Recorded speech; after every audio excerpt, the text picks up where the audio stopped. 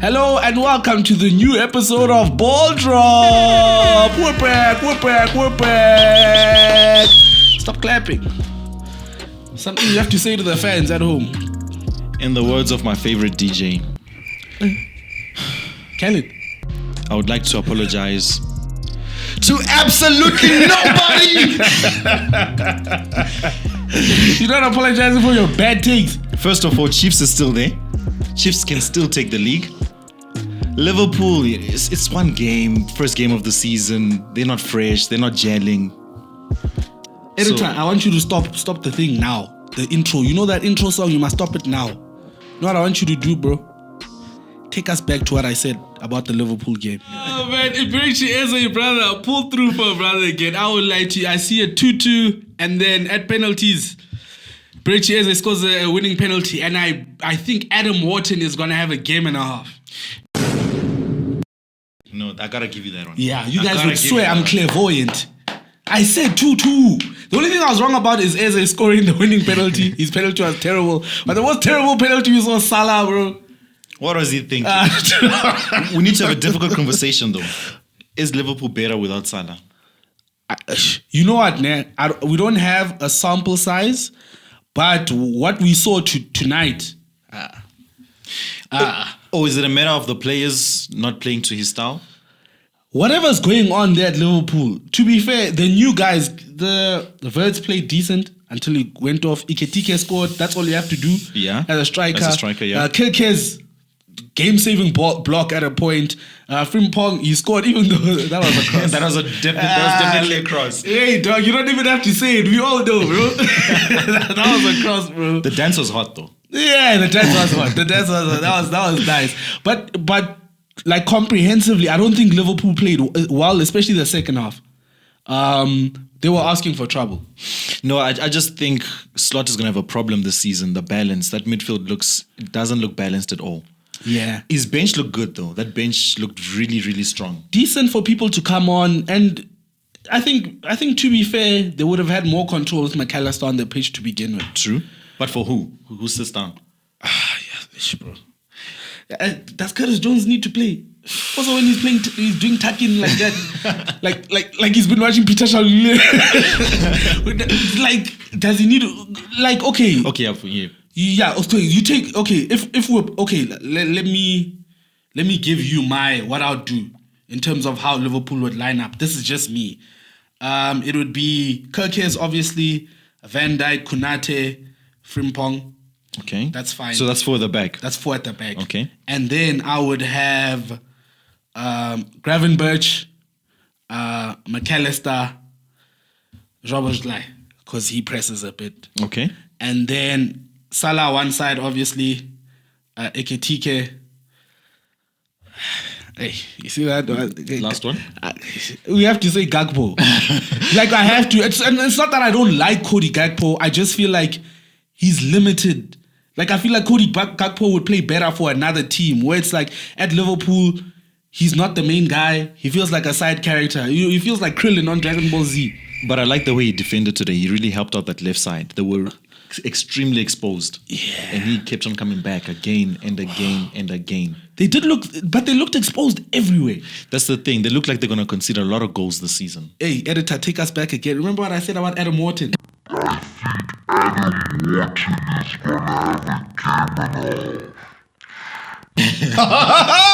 You guys see that pause? No. This is not about me. It's about Adam Wharton. Nah, but they like you said, they looked exposed everywhere. The middle looked exposed, but also Van Dijk and Konate.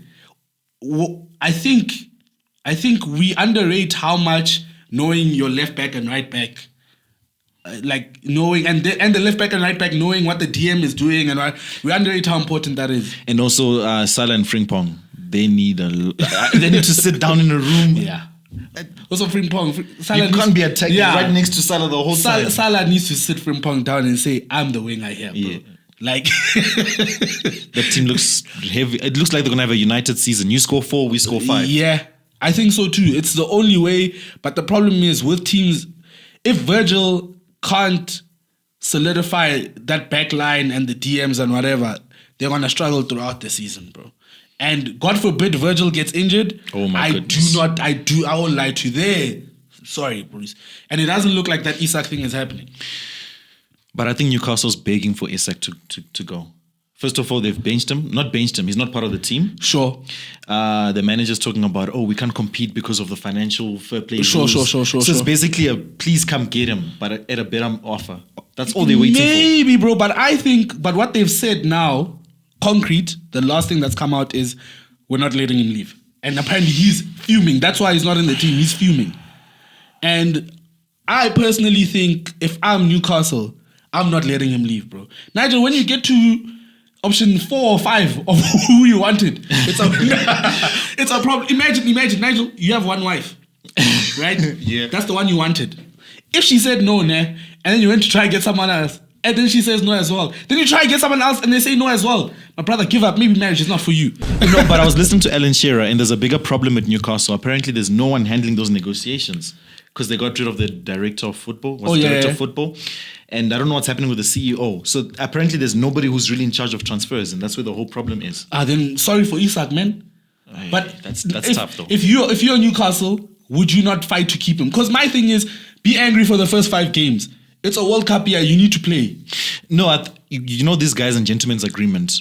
Sure, I think there was a gentleman's There probably was one. Same thing with Kane when Daniel Levy he said, hey, and we don't know that. He's not coming out. He's not speaking. Or maybe he wants a better contract. Yeah. And are they in a position to give him a better contract, like 300,000 a week? I won't lie to you. I think they should have, with the money that they've used to get Ilanga and all that stuff, that money should have been used to solidify Isak and get a lesser winger.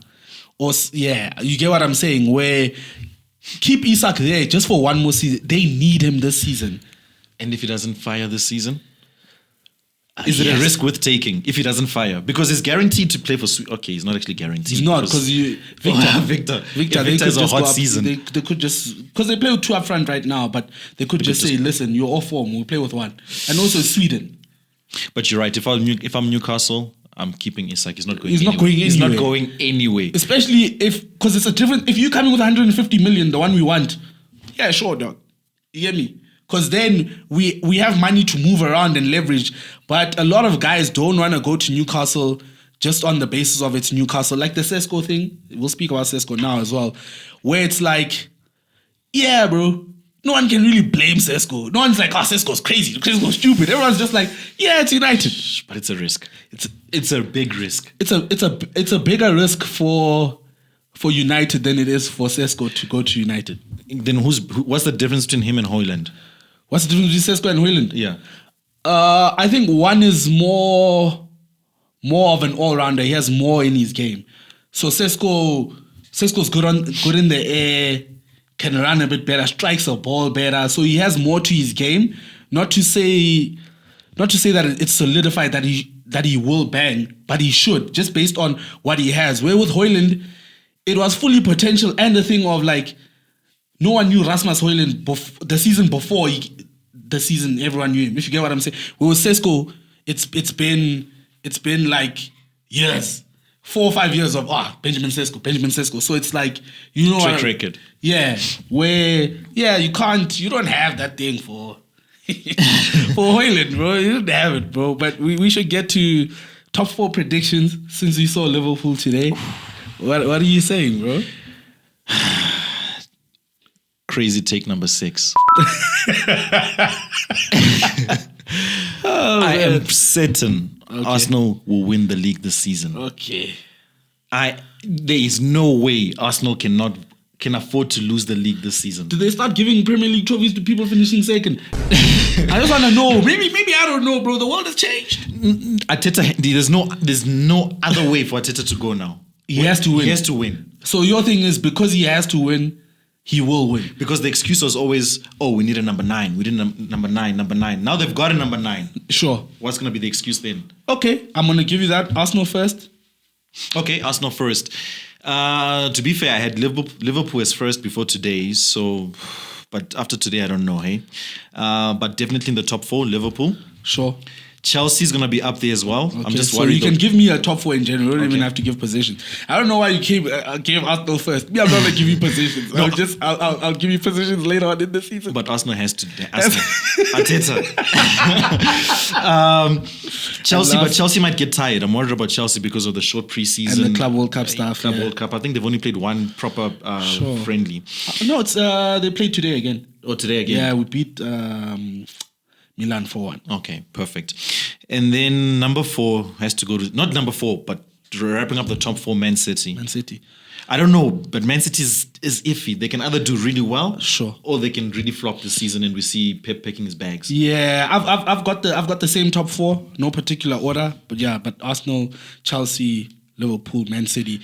The City thing, I really think that if Pep lets the reins loose on some of the attacking players that they've bought, like Turkey and whatever, they could have a really good season. So we're not seeing Doku this season? Doku, man. You know what, Doku, I think I like Doku's skill set for what he brings to a team. With Doku, it's like, if everything goes according to plan, greatest guy to have in your team. But when things don't go according to plan, like last season, where it's like, what's the difference? That guy just looks like Pikachu on the boat. And it's like, so, yeah. But Ryan Cherky, Phil Foden, I don't know. You see Phil Foden? My brother, your Rolex is ticking. He has to have a big season. Yeah, he's looking fake. He's looking very fake. He has to have a very His big Rolex season. is ticking. He's looking very fake, bro. So, yeah, but City, it's just one of those things where it's like, with City, there's, when you have guys who've done it before, they can rally the guys who haven't done it before, and then the new guys are hungry to do it as well. Where at Arsenal, it's like there's guys who've never done it, but the new guys are hungry to do it. You get a mismatch where you don't know what will progress. So it's like if City are in the race and it's game 25, bro, they're gonna do something. Over. They're gonna do It's something. over. Unless they're up against Arsenal, they're gonna do something. But I'm gonna pull your leg a bit here. I'm listening. Who are you predicting to win the Premiership? Who am I? The Premier League. Yeah, the Premier League. If you could put your head on the line. If I could put my head on the line, I wouldn't do that, bro. I don't know. If Isak moves to Liverpool, but even if Isak moves to Liverpool, scratch that, bro. I don't know. This is for the first time, genuinely. Like last season, I predicted City to win the league. Okay. But this season, I don't know. We could even win it. Okay, Chelsea's going to win the Premier League. I don't know what else to say. Okay. Because I don't have anyone, so I might as well default to who I love. To Chelsea. And fifth position? That's a tough one. That's the most critical position right now. Tottenham Villa, one of those two. Villa, I trust Villa to do it more because I think they only play one game. Are they? No. They're in Europa, ne? Oh. Villa are in Europa. And there's also a dark horse, Man United. We don't know. Man United could do it with the one game because I think all these other teams playing multiple games a week, it weighs on these players. But Villa should be more used to it because you did it last season. Even Newcastle, it's like, but Newcastle as well, they've got a thin squad, man. And Europa, there's Newcastle. Newcastle's in the Champions League. Oh, it's thin. You see, that's another reason why Isak is crazy. You can't leave us. Now we must go play against Club Brugge and get beaten because we didn't have a proper centre forward. Nicholas Jackson is up there busy holding his head. No, this thing is simple. Buy Højlund and let Isak go. 30 million. You buy someone for 30 mil, you sell someone for 100 mil. Profit. Højlund. That guy just needs love. So he can score 7. No, that guy needs love. Let me tell you something. 7. These are winger numbers. 7, bro. 7. You get me? CDM numbers. CDM. What's it called? Dwight McNeil's hitting 7, boy, with 10 assists. You know what I think he needs, Højlund, going back to United striker. He's a young guy. I remember when I was playing, I used to play at HPC, right? Sure. I remember Pirates was playing a friendly against, I don't remember the team. It wasn't a PSL team. And Teko Modise was there. They even had a striker called Uturugu. Okay. And Ruud Krol was the coach. During the whole game, Ruud Krol was not coaching the team. He literally stood by the goal coaching Senzo. Just because it was the time when Senzo was still having those difficult periods before when Josephs was number 1. Sure. So I think Højlund just needs somebody like that who's going to hold his hand and really believe in him. This Manchester United, they don't have time to hold hands. No, not at Manchester United. Go to Newcastle. Do you think Eddie Howe? Maybe Eddie Howe would be the. But I don't think I think Eddie Howe probably sees him as like devoid of confidence, and it's like he might see Newcastle as a step below for him. But it's something. He needs to prove himself. I like his attitude that he doesn't want to leave United. It means that he's a warrior. Yeah. So if he goes to Newcastle, he shows okay. Maybe he must go for a loan. He must. I think he must go for a loan outside of England, because I think the scrutiny in England is too high. Where even if he plays for Newcastle, if he goes 5 games without scoring, it's hot. Again, it's hot again. Doesn't matter who you play for at that point. But if he goes to AC Milan, Serie A, and then he performs there, we're still not going to have confidence that he can come back and perform for United. He's done at United. Okay, Nigel. he's done. Yeah, I tried to help my boy out. You tried. It's not going to work. Let's get to FPL. We're going to get the league code up again. Same stipulations as last week. You need to be subscribed to our YouTube page, and you have to follow BallDrop Podcast on Instagram. For those of you who say you can't find it, brother, I'm not going to lie to you, dog. We might not need you as a fan. You're not serious, dog. Come on, dog. Because it's like, I host the thing, so find my stuff. You'll be able to find it. Cross-reference. Yeah, bro. There's quite a few people on the league. It's probably 200 to 300. There's a lot of people. Like we said, prize money, 1.5, and then 500 for the cup. Let's go. Nigel, let's get to your boys. The PSL is back. Oh, got a few people to get to. Up the bucks. We're gonna start in order before up the bucks, because those guys are annoying. We're gonna start. Mamelodi Sundowns draws their first game against Chipa. Sales. His name is. You pronounce it Sales, right? I don't know. Okay, the striker who scored Sales for Sundowns. It was a very well taken goal. The pass from Matthews and the finish was proper. I'm not too worried about Sundowns. I think they played well. Second game of the season. Do you think they have some Club World Cup hangover for playing a bit longer than everyone else? Or? It's that thing, when you're facing stars, like you're facing stars and then you come back and you're like, yeah. Okay. I think they're suffering from that. Sure. But Chipa played well, bro. No, Chipa always play well against big teams. And also have to commend well. Chipa as well. I remember he used to come under fire for firing managers and all. But look, they're still in the PSL. Chipa Magesi. They're still in the My PSL. brother, you're going to fire 3 this season. You're going to fire 3. That guy's the one. Because people say the club is mismanaged, but he still survives season in, season out. That guy's like an AK-47, ready to fire. Bro. But going back to Downs, I'm not worried about Downs. I Can't think, be, right? But they're going through a transition. I don't think the manager likes Zwane that much, eh?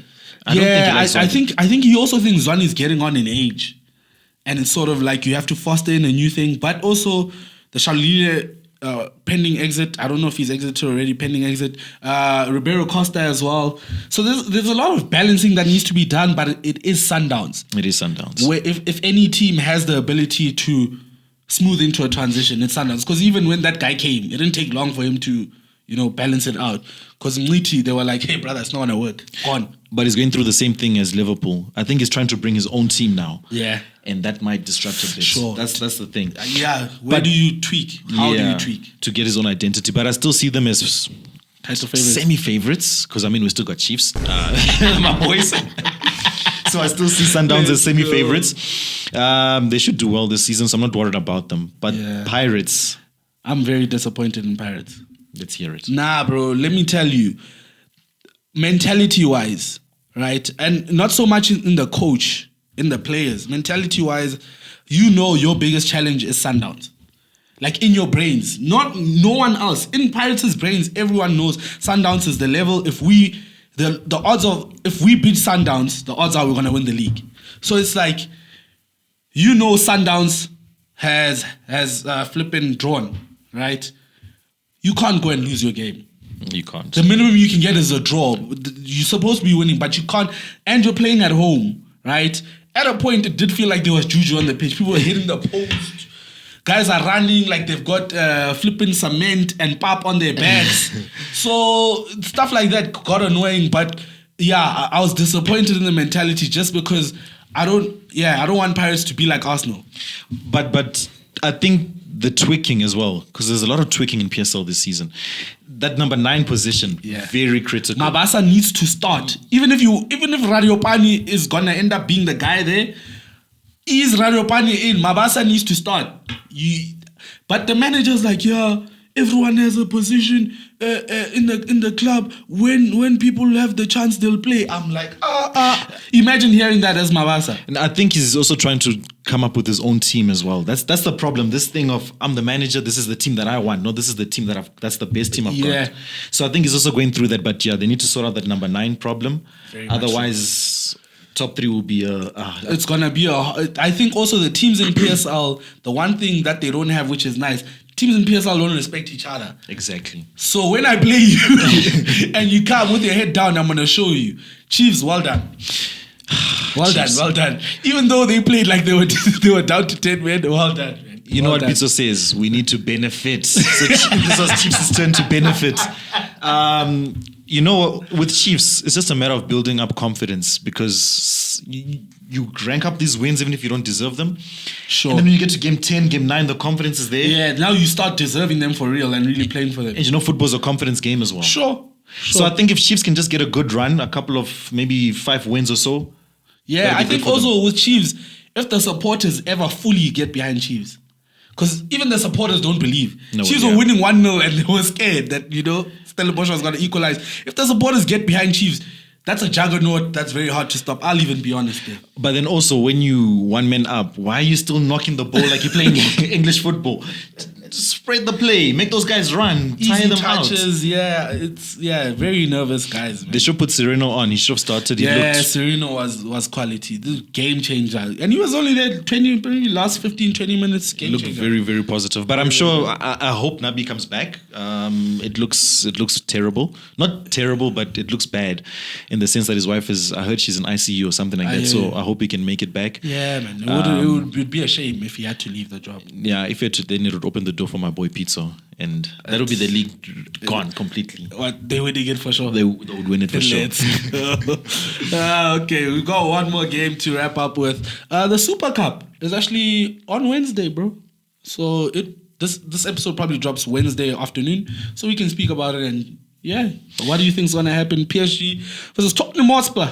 You know what Chelsea did to PSG in the Club World Cup final. Yeah, it showed a blueprint. Sure, of how to play against PSG. But there was one factor missing. Yes, that big factor, Pacho. Yes. Not being there. Exactly. So Pacho not being there exposed Nuno Mendes.